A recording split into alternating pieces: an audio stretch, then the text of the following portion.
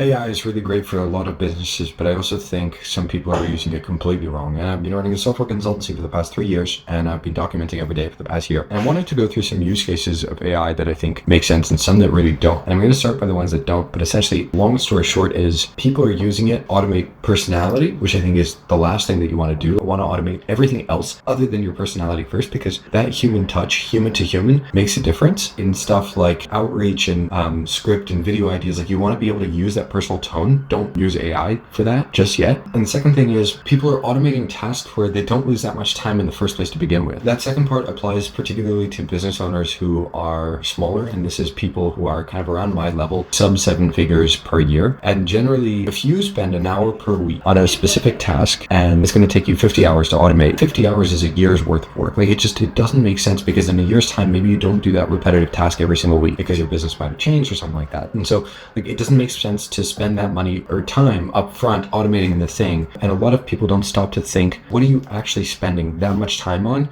that if you got rid of those hours, you'd be able to make so much more money, put it to something else that's much more valuable, right? That, I think, is a massively important thing to consider. One of the use cases for AI, which I think makes so much sense, is like data analytics. You want to be able to track more numbers, and tracking numbers in data entry, this kind of stuff takes ages when you do it manually. Doing with AI is way faster, way more efficient, and it's just way less headache for you. So for example, I have AI where I can send receipts and invoices, and it checks my emails for anything from my bank accounts. And if it's from there, it'll add a new transaction. It'll tell me what the category is and things like that. It goes directly into my accounting Airtable, and then I get insights from that about which deals are profitable, which ones aren't, and so on. That, I think, is a great use case. Or for example, read these PDFs and tell me about all these transactions, putting them into a CSV. That's great. I think also, honestly, GPT is great because it lets you do a lot of these things on demand. I only think it makes sense to build a workflow or invest in some kind of application when you know that solving this specific thing and automating that completely is going to save you a bunch of time immediately, and you need that time to go to other things. But you also need to consider how long it'll take you to actually set up the automation. I think actually spending some time, if you run a larger company, spending some time to sit down, figure out where are you wasting a lot of your time, and where can you actually reduce friction and increase data tracking and things like that. That's where AI becomes extremely powerful. Because if you spend 1 hour a week is one thing. If you have, say, 10 employees that spend 1 hour a week, that's 10 hours a week of employee time that you're using. Then maybe spending 50 hours to automate it makes sense. But until you reach that scale, it doesn't make sense. It just doesn't compensate. Yeah, I think this is just my 2 cents, because a lot of people throwing about AI on anything, that just doesn't make sense. Like, sometimes automating the business is not the key constraint. Like, if your key constraint, for example, is figuring out your offer or your ICP or things like that, like, automation is not the solution. If your key constraint is marketing, then you need to figure out better marketing before you start automating the market. And so maybe your time is better spent automating data collection so that you have more data so that you can improve your marketing, rather than just automating whatever existing marketing you do. If the constraint is the quantity, then yes, you want to automate that to make it more efficient. If the constraint is quality, like what's the messaging and things like that, like how good is it, then you want more data on that. So you really want to understand what is the constraint in the business, then apply AI to it. This is just my 2 cents. Like, I've seen companies apply it in the wrong place all the time. Just throw AI at stuff that honestly doesn't make sense. Yeah. Anyway,